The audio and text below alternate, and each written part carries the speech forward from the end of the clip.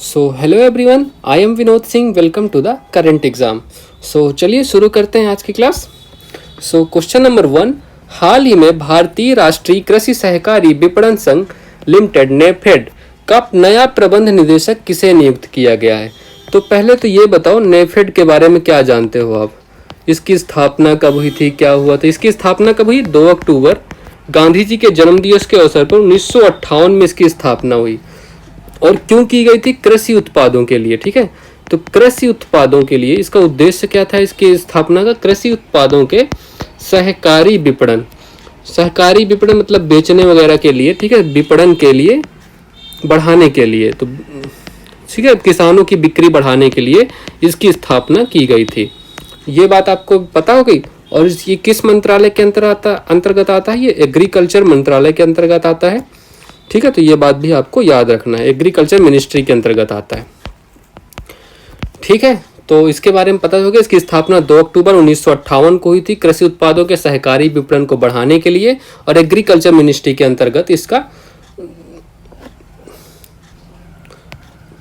तो एग्रीकल्चर मंत्रालय के अंदर ये नेफेड संस्था आती है। ठीक है, तो अभी हाल ही में इसके नए प्रबंध निदेशक नियुक्त किया गया है, जिनका नाम है दीपक अग्रवाल जी। ठीक है, अच्छा, संजीव खन्ना जी को जानते हो? ये अभी सुप्रीम कोर्ट के नए सीजीआई बनाए गए हैं। तो new chief justice of India Sanjiv Khanna ji हैं, और शिवराज सिंह चौहान अपना कृषि मंत्री जी हैं। ठीक है, तो इतनी बातें आपको पता होंगी नेफेड के बारे में और इनके बारे में। तो दीपक अग्रवाल जी को अभी हाल ही में नेफेड का नया प्रबंध निदेशक बनाया गया है। चलो, अच्छा, इफ्को के बारे में क्या जानते हो? ये कुछ संस्थाएं हैं एग्रीकल्चर से रिलेटेड, इनके बारे में भी बताओ। इसकी स्थापना कब हुई थी? तो 3 नवंबर 1967 को इसकी स्थापना हुई। और इसका हेडक्वार्टर कहाँ है? इसका हेडक्वार्टर है न्यू दिल्ली में। ठीक है, तो न्यू दिल्ली में इसका हेडक्वार्टर है। नाबार्ड की स्थापना कब हुई थी? नाबार्ड की स्थापना, ये बहुत पूछा जाता है एग्जाम में 12 जुलाई 1982 को इसकी स्थापना हुई थी। इसका हेडक्वार्टर मुंबई में है। ठीक है, तो मुंबई में इसका हेडक्वार्टर है। और इसके हेड कौन है? अभी हाल ही में अभी इसके हेड है साजी केबी जी। ठीक है, तो साजी केबी जी इसके हेड हैं। फूड कॉरपोरेशन ऑफ इंडिया का बताओ, इसकी स्थापना कब हुई थी? तो 14 जनवरी 1965 में इसकी स्थापना हुई। और ये इसका भी हेडक्वार्टर कहाँ है? न्यू दिल्ली में इसका हेडक्वार्टर है। और चेयरमैन अभी कौन है? अशोक कुमार मीना इसके चेयरमैन है अभी लेटेस्ट में। ठीक है, अशोक कुमार मीना जी। तो इतनी बातें आपको याद रखनी है। ठीक है, क्वेश्चन नंबर 2, हाल ही में चर्चा में रही एरी झील कहाँ पर स्थित है? तो देखो अभी ये चर्चा में क्यों बनी है, क्योंकि यार देखो अभी क्या हुआ, न्यूज़ में क्या चल रहा है, लैब में स्टडी हो रही है, एरी झील के पास में ही लैब स्टडी हो रही है कि जो शैवाल होते हैं ना, विषैले शैवाल, ये किस प्रकार से मानव स्वास्थ्य को प्रभावित कर रहे हैं, नुकसान पहुंचा सकते हैं। ठीक है, जो विषैले शैवाल हैं ये मानव स्वास्थ्य में कैसा नुकसान पहुंचा सकते हैं, तो इस बारे में रिसर्च चल रही है। तो इस वजह से एरी झील ये न्यूज़ में बनी हुई है। ठीक है, और पहली बात ये तो 13th लार्जेस्ट है, और ये कहाँ पे स्थित है? नॉर्थ अमेरिका में स्थित है। ठीक है, अच्छा, साउथ अमेरिका की लार्जेस्ट लेक कौन सी है साउथ अमेरिका की, बताओ?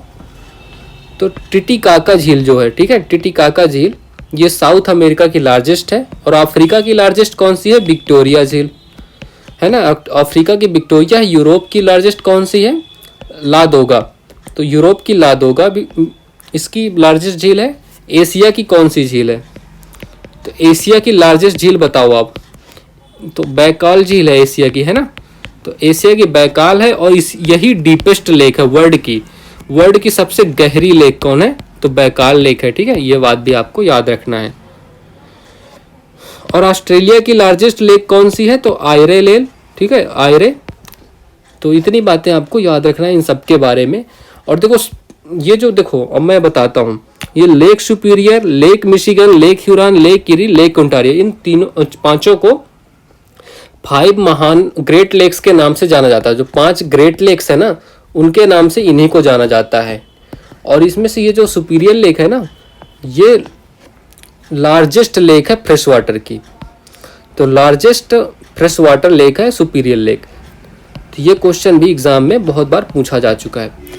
और ये लेक मिशिगन जो है ना, एक ऐसी झील है जो पूरी तरह से यूएसए में स्थित है। बाकी चारों झील यूएसए और कनाडा के बॉर्डर में है। तो इनके बारे में इतनी सारी चीज़ें आपको पता होनी चाहिए। ठीक है, चलो क्वेश्चन नंबर 3, हाल ही में सरकार ने भारत में उद्यमिता को बढ़ावा देने के लिए प्रधानमंत्री मुद्रा योजना के तहत ऋण सीमा को कितना कर दिया है? जो ये पीएम मुद्रा योजना के बारे में आपने सुना होगा, ये बजट में भी इसके बारे में थोड़ा चर्चा हुई थी। तो पीएम मुद्रा योजना, तो इसमें जो टैक्स से लोन की सीमा थी, ऋण सीमा थी, उसको बढ़ा दिया है गवर्नमेंट ने। कितना कर दिया है? अब 20 लाख कर दिया गया है, लेकिन उसकी शर्त है।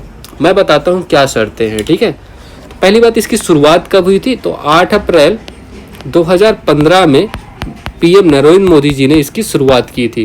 तो ये बात आपको पता होगी। और इसकी कितनी है? 3 श्रेणियों में बांटा गया है इसे। पहली कौन सी है? शिशु लोन। ठीक है, दूसरा कौन सा है? किशोर, और तीसरा तरुण।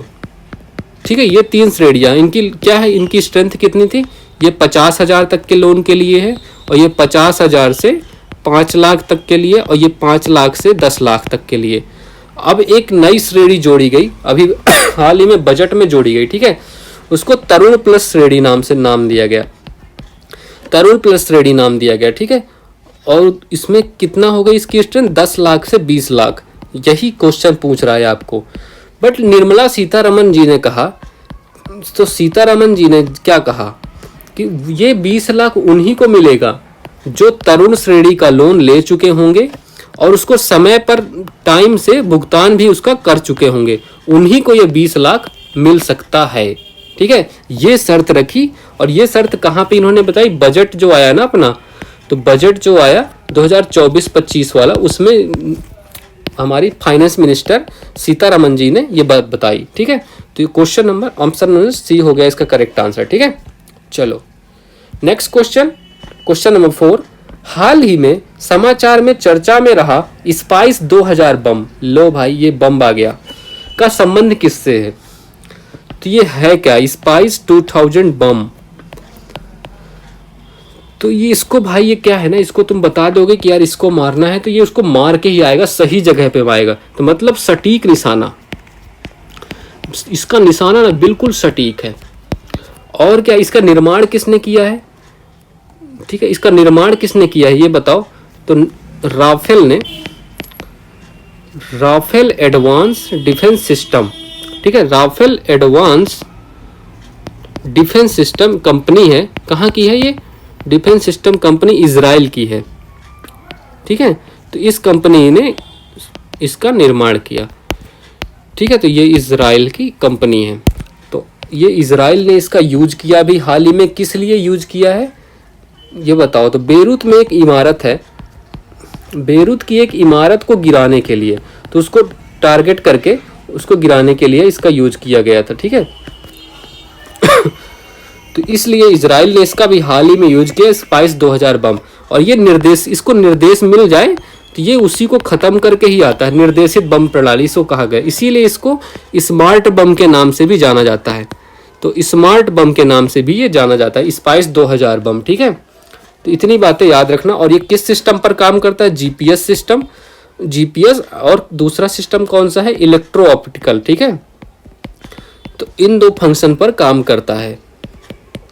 ठीक है, तो ये सब बातें आपको याद रखना। इलेक्ट्रो ऑप्टिकल इसमें सेंसर है, और जीपीएस सेट करके दे दो आप, तो ये वहीं पर जाके फूट जाएगा। ठीक है, निर्माण आपको पता है, Rafael advanced defence system Israel की कंपनी है, उसी ने निर्माण किया।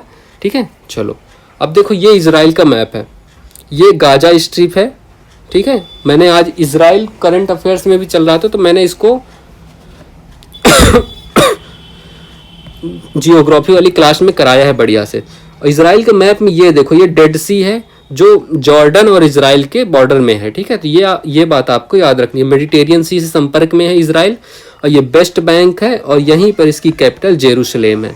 ठीक है, चलो इजराइल के बारे में कुछ चीज़ें बताओ। तो इजराइल, इसकी कैपिटल क्या है, करेंसी क्या है, तो इसके पीएम कौन है, इन सब के बारे में आपको बताना है। तो कैपिटल क्या है इसकी, कैपिटल बताओ। कैपिटल हो गई इसकी जेरूशलेम। तो जेरूसलेम इसकी कैपिटल होगी। करेंसी क्या है इजराइल की? इजराइल की करेंसी है न्यू शेकल, बहुत पूछा जाता है एग्जाम में, तो न्यू शेकल इसकी करेंसी है। और पीएम कौन है? Benjamin Netanyahu. तो बेंजामिन नेतन्याहू इसके पीएम है, ठीक है। तो ये बातें आपको याद रखना। अच्छा, यहाँ की संसद को क्या कहते हैं? इजराइल की संसद का नाम क्या है? संसद का नाम है नेसेट इसको नाम कहते हैं। क्या है? इसकी स्पेलिंग भी अलग है, ठीक है, के साइलेंट रहता है, बाकी ऐसे है, ठीक है।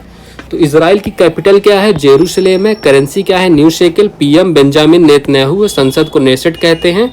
इतनी बातें आपको याद ही रखना है, ठीक है।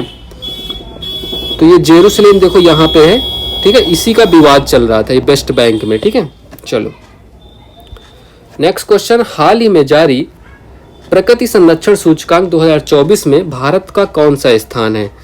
तो नेचर कंजर्वेशन इंडेक्स 2024, इसमें भारत का कौन सा स्थान है? बताओ भाई। तो इसको पहली बार जारी किया गया, ये इसकी खास बात है। तो ये एग्जाम में भी आ सकता है, इस वजह से पहली बार जारी किया गया। और इंडिया ने कितना स्कोर किया? इंडिया ने इसमें स्कोर किया 45.5। तो 180 देशों के बीच इंडिया की रैंक आई 176, ठीक है। तो इसका मतलब बहुत ही खराब प्रदर्शन रहा है इंडिया का। यार मोस्टली खराब ही प्रदर्शन रह रहा, मैं कुछ समझ नहीं पा रहा कहाँ प्रगति कर रहे हैं हम लोग। ये खाना प्रदर्शन और पर्यावरण में सब में तो खराब ही करता है। और ये क्या दिखाता है? बढ़ती जनसंख्या के कारण इंडिया का ऐसा हाल है। तो जनसंख्या के कारण ये हाल है, तो जनसंख्या रोको भाई तुम लोग। बढ़ती जनसंख्या और प्राकृतिक संसाधनों पर जिससे दबाव पड़ता है, इस वजह से इतनी खराब रैंकिंग है और पर्यावरण पर बुरा प्रभाव पड़ रहा है। तो प्राकृतिक संसाधन की कमी है यहाँ पे इंडिया में, ठीक है। तो ये सब बातें इंडिया के बारे में NCI report nature conservation index 2024 के अनुसार है। तो इसमें 176 इसकी रैंक है। तो option number C correct answer होगा। और ये क्या क्या नापती है? जैसे भूमि प्रबंधन कैसे होता है आपके देश में, ठीक है, किसी देश में भूमि प्रबंधन, और क्या जैव विविधता के लिए खतरा क्या क्या है ना। तो ये सब बातें ये मापन करते हैं, फिर उसके बाद रिपोर्ट करते हैं। भविष्य के रुझान कैसे हैं, तो इतनी सब बातें आपको याद रखनी है, ठीक है। चलो, तो बी रेडी रिपोर्ट जारी किसने की थी? बी रेडी रिपोर्ट बताओ, किसने जारी की थी अभी हाल ही में? तो बी रेडी रिपोर्ट किसने जारी की थी, ये बात आपको बतानी है। तो इसको वर्ल्ड बैंक ने जारी की थी, है ना। इसकी स्थापना कब हुई, ये आपके लिए होमवर्क है।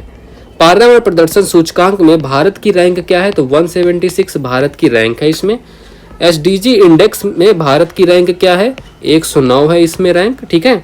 वैश्विक बहुआयामी गरीबी सूचकांक कौन जारी करता है? तो ये UNDP जारी करता है, ठीक है। ये सब बातें आपको याद रखनी है। चलो नेक्स्ट क्वेश्चन, हाल ही में चर्चा में रही मुकाब दुनिया की सबसे बड़ी इमारत का निर्माण कार्य कहाँ प्रारंभ हुआ है? तो अभी मुकाब देखो, दुनिया की सबसे बड़ी इमारत बन जाएगी अगर ये बन गई तो, ठीक है। तो निर्माण शुरू हुआ है अभी बस इसका, इस वजह से ये न्यूज में आई है। और ये कहाँ शुरू हुआ है? सऊदी अरेबिया में, ठीक है। तो सऊदी अरेबिया में इसका निर्माण कार्य शुरू हुआ है। तो ये बात आपको याद रखनी है। तो option number B correct answer हो जाएगा इसका। कितना वर्ग है? तो 400 मीटर का घनाकार भवन बनेगा, ठीक है। तो 400 मीटर का घनाकार भवन बनेगा और कितना एरिया होगा? 20 लाख वर्ग किलोमीटर। तो 20 लाख वर्ग किलोमीटर इसका एरिया होगा। चलो, और ये किस परियोजना के तहत बन रहा है? तो कौन सी परियोजना है, किस परियोजना के तहत बन रहा है? तो न्यू मुरब्बा सुने हो? मुरब्बा तो जानते ही होगे, आंवले का बनता है। न्यू मुरब्बा परियोजना के तहत इसका निर्माण होगा। और इसकी वास्तुकला कैसी है? वास्तुकला के बारे में बताओ। वास्तुकला इसकी नाजदी वास्तुकला का प्रयोग होगा इसमें। तो नाजदी वास्तुकला, ठीक है। इतनी बातें आपको मुकाब बिल्डिंग के बारे में याद रखनी है। ये कहाँ है? सऊदी अरेबिया में। अब सऊदी अरेबिया के बारे में कुछ चीज़ें जान लो। देखो, सऊदी अरेबिया मात्र एक ऐसा देश है जिसकी बाउंड्री पर्सियन गल्फ, फारस की खाड़ी और रेड सी, लाल सागर दोनों से मिलती है। ये बात इंपॉर्टेंट है इसके लिए, ठीक है, सऊदी अरेबिया के लिए। और इसकी कैपिटल क्या है? सऊदी अरेबिया की कैपिटल क्या है? कैपिटल इसकी रियाद है। और ये जो बिल्डिंग बन रही है ना, रियाद शहर के पुनर्जन्म के लिए भी बनाई जा रही है, ऐसा कहा जाता है। और इसकी करेंसी क्या है? तो इसकी करेंसी है सऊदी रियाल, ठीक है। तो सऊदी रियाल इसकी करेंसी है, जिसको शॉर्ट में SAR भी कहते हैं। और PM कौन है? PM का नाम तो यार तुम लोग याद कर लो, ठीक है, मोहम्मद बिन सलमान, ठीक है, तो मोहम्मद बिन सलमान अल सौद, इतना बड़ा है नाम यार इनका, ठीक है, वास्तव में। तो ये इनके पीएम का नाम है, ठीक है। तो चलो इतनी बातें आपको सऊदी अरेबिया के बारे में याद रखना है। So that's all for this class. तो लाइक शेयर कर दो और सब्सक्राइब कर देना यार, एंड